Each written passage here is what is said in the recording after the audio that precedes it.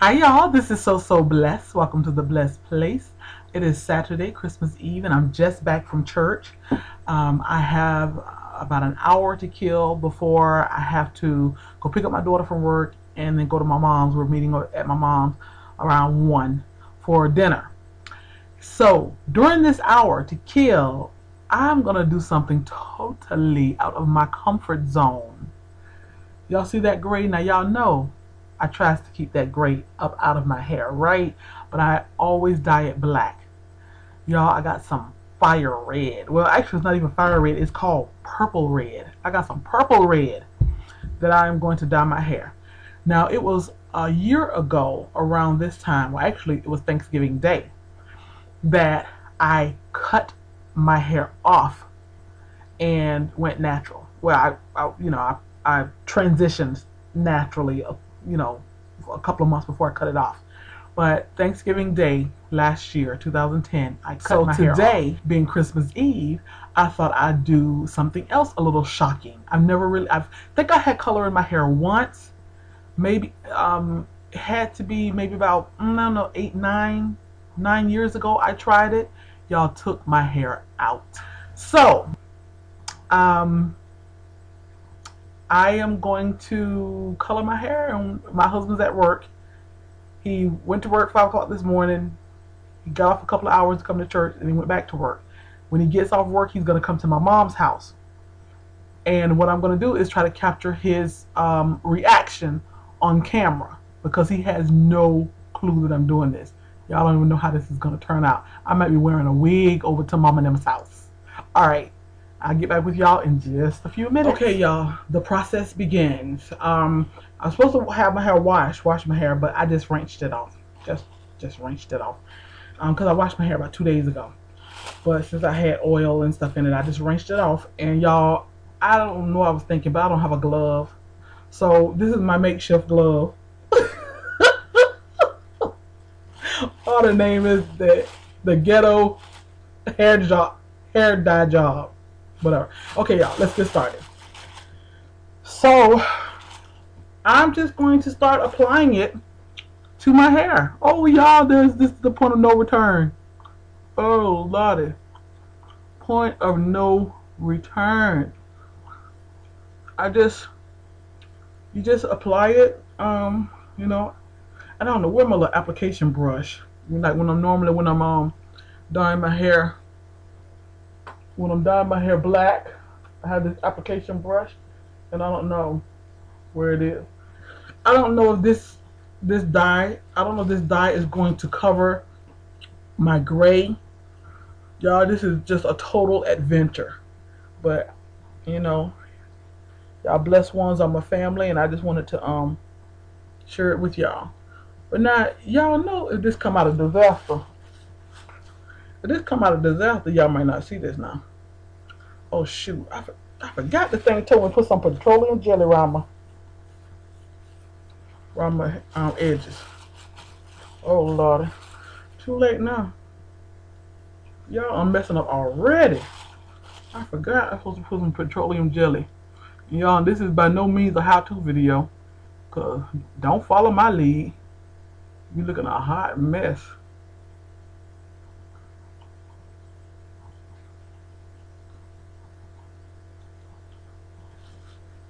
Oh, Lordy. We looking a hot mess. Y'all better go to a mirror. Oh, y'all look at that. I better go to a mirror and apply this stuff. See y'all in a few minutes. Okay, y'all. I got it applied to my hair. And I'm going to let it sit on there for about 20 minutes. And y'all, I done wiped a lot of it away. Y'all should have seen this dye almost to my eyebrows. Honey, that's why you go to professionals and pay them some extra money, work a lot overtime, pay them people their money so that you can get stuff done professionally.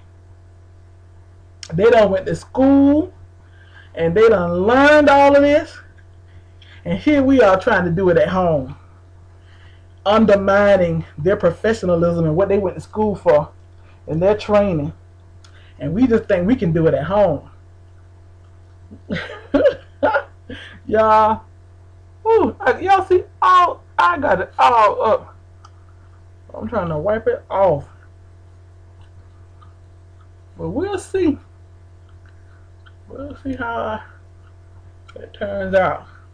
I think it's gonna turn out okay. It's just if I can get this dye from around my edges, that's what's gonna make it look so amateurish. So anyway, how y'all doing? What y'all been up to? Um, how is life treating you? I hope all is well. All ain't gonna never always be well, but do your good days outweigh your bad days? That's the thing right there. Life gonna bring some ups and some downs. Life is going to come at you fast. Life is gonna knock you to your knees. When to do, just stay down there and pray. When we fall down, then we get up. But life is something else. But you know what? The alternative is the grave. Now, of course, those of us who are living according to God's word, you got a blessing on the other side of the grave. And those of us who not being obedient to his word,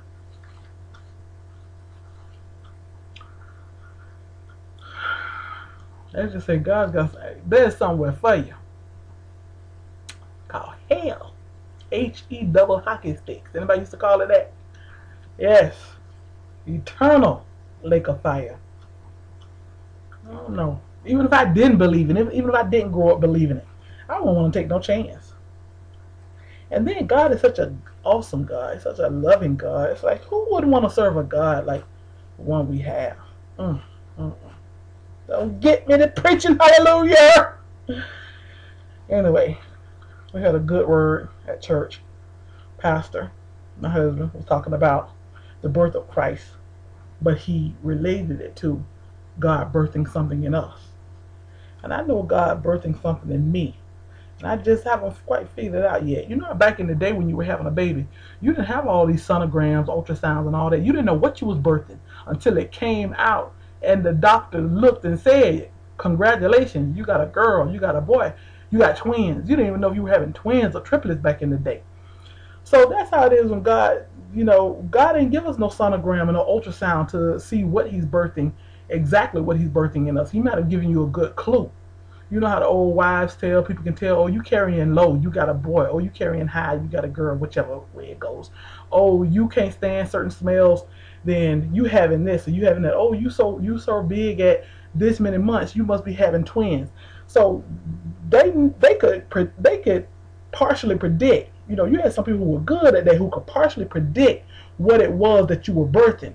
But without that ultrasound and that sonogram and that new technology, you didn't know for sure. And that's how it is with us. It's like we know God is birthing something in us. And we know, when you say, what do you want, a girl or boy? You say, I just want something healthy. So God is birthing something healthy in us. We just don't know what it is, all the time. We don't know if it's a boy, we don't know if it's a girl. Sometimes we don't quite know. Now, sometimes some people get a clear picture. Some people, using that analogy of birth, some women or men or, whoever, grandmas, they say, oh, I know without a doubt, without a shadow of a doubt, you having a girl. I know without a shadow of a doubt you having a boy because of their experiences and what their experiences were with birth and all of that. So sometimes you just know what God is birthing in you because of your experience and your relationship with God. But sometimes we don't know what we're birthing. But believe me, whatever it is, it's going to be something healthy. It's going to be something healthy. We don't know if it's a boy or a girl. We don't know what it is that God is birthing in us. Now, Pastor ain't say all this stuff. I'm just taking it further than what Pastor said. But Pastor did say some good stuff. But a lot of times we don't know what exactly God is birthing in us. Y'all know I'm just wiping, but it's a hot ghetto mess up here. Anyway, I digress. But God is birthing something amazing in us. And I know he's birthing something amazing in me. I just ain't quite figured it out yet. It's like, okay, am I going to be on radio? Am I going to write books? Am I going to do marriage seminars? Am I going to do self-esteem? Am I going to finally lose this weight and then go around the world talking about weight loss? laugh at me. I don't know what it is, quite what it is. Am I gonna write a country song? Am I gonna write a bestseller?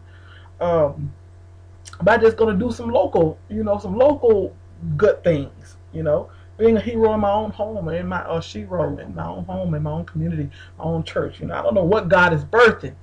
How you wish you knew if it was a boy or girl. Sometimes I wish I knew exactly what it was, but I do know He's birthing something awesome in me. And what I am doing is trying to prepare myself. Prepare myself. How you prepare the room for the baby.